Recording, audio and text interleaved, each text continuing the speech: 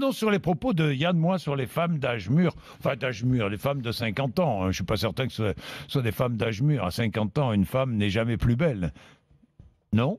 Enfin bon, c'est pas ce que pense Yann Oui, Moix. c'est pas ce qu'il C'est pense. pas ce que pense Yann Moix des propos qu'il a tenus lors d'une interview pour le magazine Marie-Claire, dont on a beaucoup parlé depuis 3 jours. Ces propos font toujours polémique. Victor Joannin. Oui, il était invité dans le cadre de la sortie de son nouveau livre et il s'est confié sur son rapport aux femmes. Il a expliqué qu'il était incapable d'aimer une femme de 50 ans. Non que ça le dégoûte, mais je le cite, ça ne me viendrait pas à l'idée. Je préfère le corps des femmes jeunes, c'est tout. Point. Un corps de femme de 25 ans, c'est extraordinaire.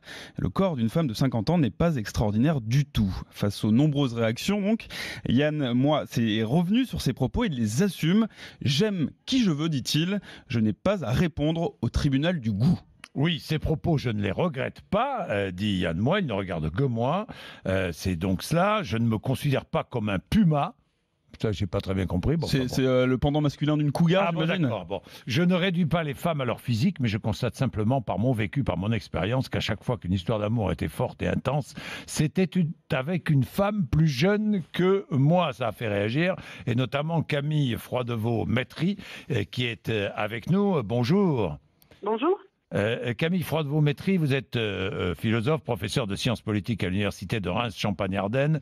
Vous avez publié au mois d'octobre Le corps des femmes, la bataille de l'intime aux éditions Philosophie Magazine. La calvitie, des rides, voire un peu de ventre sont perçues comme c'est séduisant chez un homme, alors que la culotte de cheval et les cheveux blancs sont implacablement traqués chez les femmes. C'est cela ? Oui, c'est tout à fait ça. Il existe, c'est une des dernières grandes inégalités genrées, c'est-à-dire que les signes du temps sont considérés de façon positive et en tout cas apaisés pour les hommes et de façon négative et critique chez les femmes. Et ce que cela signifie, au-delà simplement de l'apparence, c'est qu'il y a en quelque sorte pour les femmes un âge de péremption, 50 ans précisément, au-delà duquel elles sont considérées comme quasiment bonnes à rien dans à peu près tous les domaines. Je force un peu le trait, mais c'est de ça dont il s'agit. Oui, un petit peu quand même, hein. Oui. Ouais, non, mais dites-moi, vous pensez que la génération des femmes de 50 ans doit œuvrer pour faire exploser ce carcan dévalorisant? Mais comment? Alors oui, parce qu'en fait, les propos de Yann Moix vont bien au-delà de sa seule personne. Il est en quelque sorte le symbole d'un ordre des choses qui est bien enraciné et qui est lié notamment au tabou qui entoure le vieillissement des femmes et plus précisément aussi la ménopause. Or, Ah oui. Voilà, On estime qu'une femme ménopausée n'a plus aucune séduction, n'est plus tout cela parce qu'elle ne peut plus avoir d'enfants, peut-être, c'est cela? Oui, enfin c'est encore plus grave que cela, si je C'est puis plus dire, grave parce que que c'est pas cela.